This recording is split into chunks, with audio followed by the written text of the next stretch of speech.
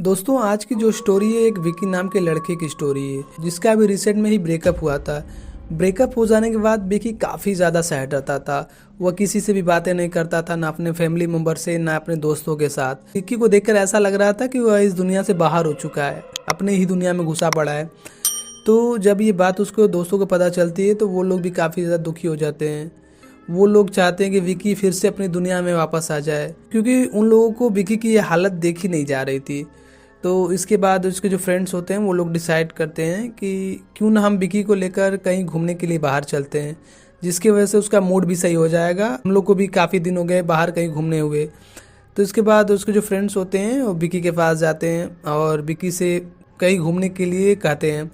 तो विकी कहता है कि नहीं, मुझे कहीं पे घूमने के लिए नहीं जाना है, तुम लोग को जाना है जाओ, मैं अपने घर पे ही रहूँगा। विकी के जो फ्रेंड्स हैं विकी को काफ़ी ज़्यादा फोर्स करते हैं और वो कहते हैं कि नहीं, तुम्हें चलना चाहिए, काफ़ी दिन हो चुके हैं। उसके दोस्तों के द्वारा काफ़ी फोर्स करने के बाद विकी तैयार हो जाता है जाने के लिए।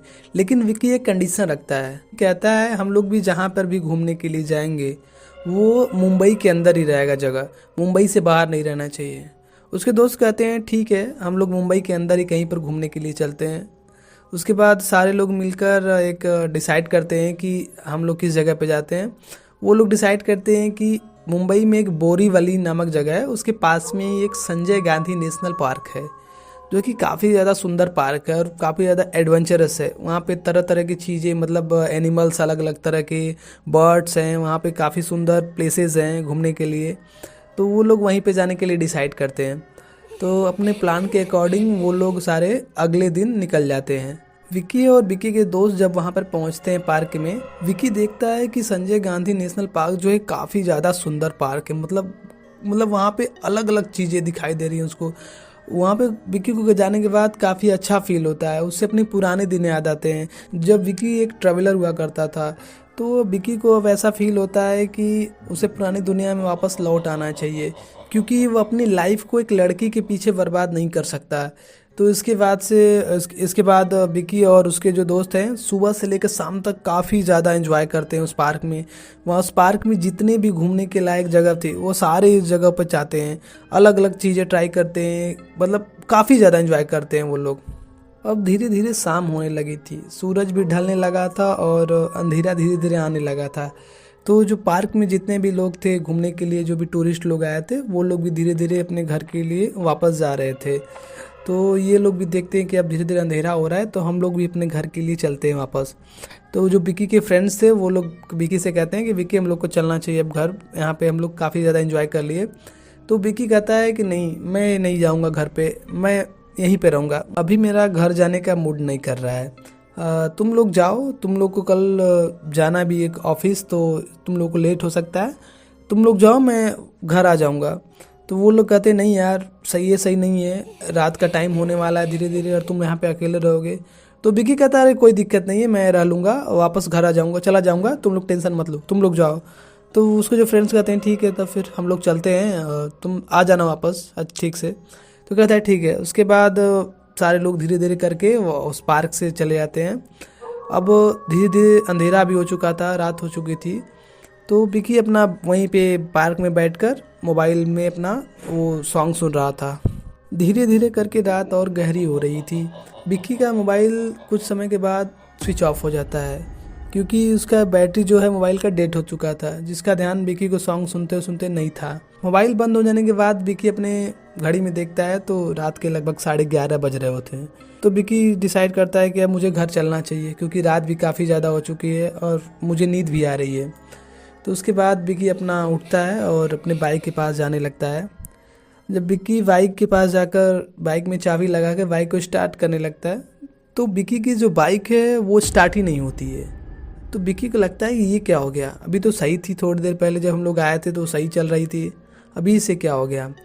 तो वो पैरों से अपना जो बाइक स्टार्ट करने का प्रयास करता है कई बार, फिर भी नहीं स्टार्ट हो रही है बाइक। तो उसे ऐसा लगता है कि हो सकता है बाइक में जो पेट्रोल है वो कम होगा। तो एक बार उसे टेढ़ा करके बाइक को स्टार्ट करता है। तो विकी बाइक को टेढ़ा करने के बाद फिर से स्टार्ट करता है, तो इस बार बाइक स्टार्ट हो जाती है। तो बाइक स्टार्ट हो जाने के बाद विकी अपना बाइक पे बैठकर जाने लगता है। तो विक्की जैसे ही अपना बाइक स्टार्ट करने के बाद आगे बढ़ता है तो उसे दूर मतलब रास्ते पे दिखाई देता है कि कोई औरत आ रही है। तो विकी ये देखकर काफ़ी ज़्यादा चौंक जाता है। विकी जो है वो उन लड़कों में से नहीं है जो किसी अकेली लड़की को देखे तो उसके पीछे लग जाए। विकी काफ़ी चालाक लड़का था। वो उस औरत को देखने के बाद तुरंत समझ गया कि इतनी रात को ऐसे सुनसान पार्क में जंगल के अंदर कोई लड़की नहीं हो सकती। हो सकता है वो कोई चुड़ैल या कोई भूत हो। तो इस वजह से विकी उस चीज़ पे ध्यान नहीं देता है, अपना बाइक चलाते हुए आगे जाने लगता है। तो विकी जैसे ही आगे पहुंचता है उसके करीब, तो विकी के बाइक में अचानक से ही ब्रेक लग जाता है और विकी जो है उस लड़की को देखने लगता है। और विकी उस लड़की को देखने के बाद देखते ही रह जाता है। और वो लड़की विकी से बोलती है कि मैं अभी काफ़ी देर से चल के आ रही हूँ, मैं काफ़ी ज़्यादा थक गई हूँ और मैं अभी आगे और नहीं चल सकती, तो क्या आप मुझे अपने साथ छोड़ देंगे आगे तक। तो विकी जो होता है उसके चेहरे को ही देखता रहता है। विकी कोई रिएक्शन नहीं देता है। तो वो लड़की दोबारा पूछती है विकी से कि क्या आप मुझे आगे तक छोड़ देंगे। तो विकी को अब ऐसा एहसास होता है कि उसे कुछ रिस्पॉन्स करना है। तो उसके बाद विकी कहता है कि हाँ हाँ ठीक है बैठिए। ऐसा लग रहा था मानो कि विकी का खुद के ऊपर सा कंट्रोल ख़त्म हो चुका है। विकी के ऊपर किसी और का कंट्रोल आ गया है। अभी तक थोड़ी देर पहले जो सोच रहा था विकी कि ये सब बहुत चुड़ैल हो सकता है, लेकिन अब उसके चेहरे को देखने के बाद वो अपना जो मेंटल जो कंट्रोल है वो खो देता है।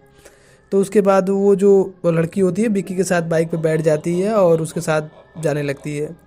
तो विकी अपना थोड़ा हिम्मत करके लड़की से पूछता है कि तुम्हें पता नहीं है कि ये कैसा रास्ता है या फिर ये कैसा जगह है, इतनी सुनसान जगह पे तुम अकेले क्या कर रही हो।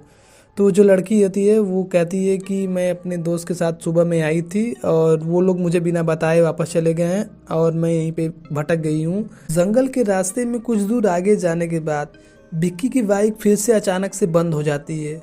अब विक्की को समझ में नहीं आ रहा होता है कि उसके साथ क्या हो रहा है। विक्की अपना बाइक रोकता है, उसके बाद वो उस लड़की को नीचे उतरने के लिए कहता है। लड़की के नीचे उतरने के बाद विक्की उससे कहता है कि कुछ प्रॉब्लम हो गया बाइक में, ज़्यादा टाइम नहीं लगेगा, बस थोड़ी देर में ही हो जाएगा। तो विक्की बाइक से उतरकर नीचे बैठकर अपना बाइक को ठीक करने लगता है। तो जब विक्की बैठकर नीचे बाइक को ठीक कर रहा होता है तभी अचानक से उसका ध्यान जो होता है उस लड़की के पैरों की तरफ जाता है। जब विक्की उस लड़की के पैरों को देखता है तो विक्की के पैरों के तले ज़मीन खिसक जाती है। विक्की देखता है कि उस लड़की के पैर उल्टे थे, यानी कि वो लड़की कोई नॉर्मल लड़की नहीं थी, वो एक चुड़ैल थी। यह सब देखकर विक्की को काफ़ी ज़्यादा पसीना आने लगता है, वो काफ़ी ज़्यादा कांपने लगता है और लड़की उसके पीछे खड़ी होकर अपना इधर उधर देख रही होती है। विक्की को यकीन नहीं हो रहा होता है कि उसके साथ जो पीछे बैठी हुई लड़की थी वो एक चुड़ैल है। विक्की डरते हुए अपने बाइक को ठीक कर रहा होता है, तभी वह लड़की पीछे से विक्की के पीठ पर हाथ रखती है और कहती है क्या हुआ, मैं तुम्हारी कोई मदद करूं। तभी विक्की कहता है कि नहीं हो गया, बस रहने दो। उसके बाद विक्की बाइक को स्टार्ट करता है। अब बाइक स्टार्ट हो जाती है। विक्की और वो लड़की फिर से रास्ते पर जाने लगते हैं।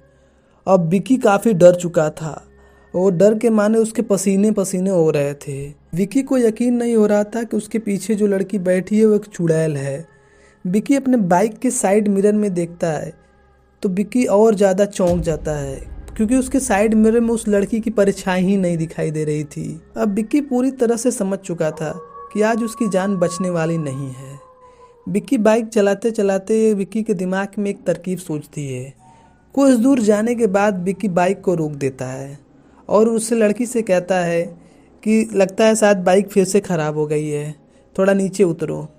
तो फिर से वो दोनों लोग नीचे उतरते हैं और फिर से विक्की बाइक को स्टार्ट करने की कोशिश करने लगता है।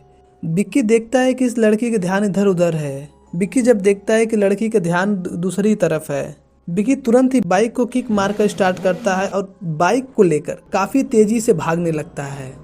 विक्की अपना जान बचाने के लिए बाइक को लेकर भागे जा रहा है। विक्की के दिमाग में बस एक ही चीज़ है कि उसे किसी तरह इस पार्क से बाहर निकलना है। कुछ दूर जाने के बाद विक्की अपने साइड मिरर में देखता है तो वो हैरान रह जाता है। वह लड़की जिसे विक्की पीछे छोड़ दिया था, वह देखता है कि वो लड़की उसके पीछे काफ़ी तेज़ी से दौड़ती हुई आ रही है। विक्की अपनी बाइक की स्पीड जितनी तेज़ी से बढ़ाता था उतनी ही तेज़ी से लड़की दौड़ रही थी। जब विक्की इस लड़की के चेहरे को देखता है तो वह और ज़्यादा चौंक जाता है कि वो वही लड़की थी जिसे विक्की देखकर मोहित हो चुका था। लेकिन अब उस लड़की का चेहरा पूरी तरह से बदल चुका था। वह एक खूंखार और भयानक चुड़ैल जैसी दिख रही थी और विक्की के पीछे काफ़ी तेज़ी से दौड़ रही थी। चुड़ैल को अपने पीछे भागते हुए देखकर विक्की की धड़कनें और तेज़ी से बढ़ गई थी। विक्की ने अपने बाइक की स्पीड और तेज़ी से बढ़ाई और जल्दी से उस पार्क के गेट के पास पहुंच गया। उस गेट के पास पार्क का गार्ड बैठा हुआ था। विक्की ने अपने बाइक को रोककर भागते हुए उस गार्ड के पास गया और सारी बातें बताने लगा।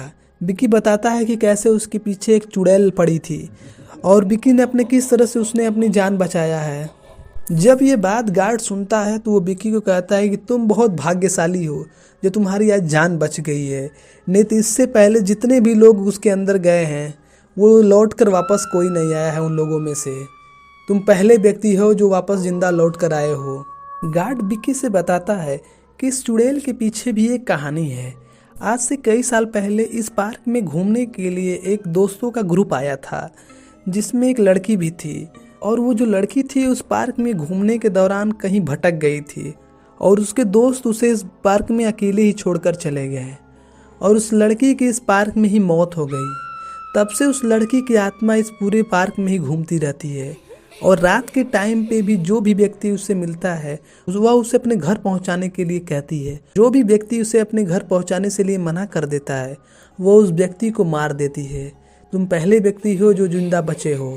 वो उस पार्क का गार्ड विक्की को बताता है कि इस नेशनल पार्क के अंदर बहुत सारे लोग भी रहते हैं जो आदिवासी हैं, लेकिन वो लोग भी बताते हैं कि रात के टाइम चाहे कुछ भी हो जाए वो लोग अपने घर से बाहर कभी नहीं निकलते क्योंकि उन्हें पता है कि बाहर उनका कौन इंतजार कर रहा है। दिन के समय इस पार्क में काफ़ी ज़्यादा चहल पहल रहती है, काफ़ी ज़्यादा लोग आते हैं, लेकिन रात के टाइम तुम्हें एक व्यक्ति भी दिखाई नहीं देगा क्योंकि उस पार्क में रहने वाले सारे इंसान जानते हैं कि वह रात में निकले तो उनके साथ क्या होगा।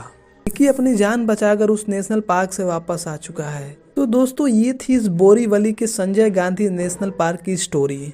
दोस्तों ये स्टोरी आपको कैसी लगी हमें कमेंट में ज़रूर बताइएगा। और दोस्तों आपके पास भी अगर आपकी कोई स्टोरी है तो आप अपनी स्टोरी हमें शेयर कर सकते हैं हमारी जीमेल आईडी पे जो कि डिस्क्रिप्शन बॉक्स में दिया गया है। तो जाइए और अपनी स्टोरी शेयर करिए। तो मिलते हैं किसी अगली कहानी के साथ, तब तक के लिए गुड बाय एंड ख्याल रखिएगा अपना।